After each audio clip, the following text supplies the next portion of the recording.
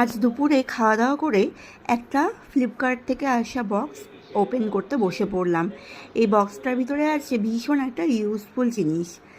যাদের বাড়িতে জায়গা কম বা খাট এবং দেওয়ালের মাঝে একটা পিলার পড়েছে, এরকম জায়গায় রাখার জন্য কী নেবেন বুঝতে পারছেন না, এই ভিডিওটা দেখলে আশা করি কাজে লাগতে পারে।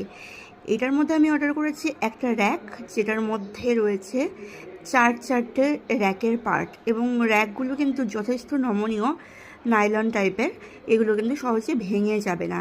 এর সঙ্গে আরও দেওয়া রয়েছে পাইপ, আর এর তলে লাগানোর জন্য রয়েছে চাকা। আর এই যে এটার মধ্যে এটা কি করে সেট করতে হবে তার বিধি। তো চলুন আগে র্যাকটাকে সুন্দরভাবে সেট করে নিই। তো র্যাকটাকে জাস্ট পাইপগুলো একটা র্যাকের ওপর আরেকটা লাগিয়ে, পাইপগুলোর ওপর দিয়ে আরেকটা র্যাক লাগিয়ে দিয়ে জাস্ট এটাকে সেট করে নিচ্ছি।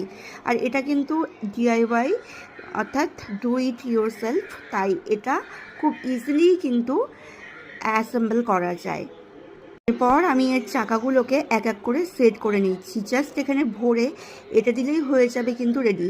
আর চাকা থাকার কারণে এই র্যাকটা এদিক থেকে ওদিক নিয়ে যাওয়া খুব ইজি হবে। আর একটা বিশেষ জায়গার জন্য আমি কিন্তু এই র্যাকটা কিনেছি, সেটাও দেখাবো আজকে এই ভিডিওতেই।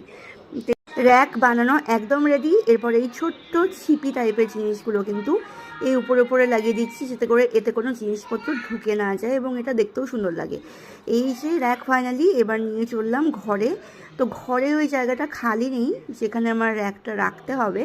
র্যাকটা রাখতে হবে খাট আর পিলারের মাঝখানে, ওই যে ওই ছোটো জায়গা যেখানে ওই ব্যাগটা রাখা আছে। তো ওখানে আমি পরে রাখবো ব্যাগটাকে, ওখান থেকে সরিয়ে। তার আগে আমি র্যাকটাকে এখন এখানে রেখে দিচ্ছি। আর এই র্যাকটার মধ্যে আমি ভেবেছি আমার সাজগোজের টুকটাক জিনিসপত্র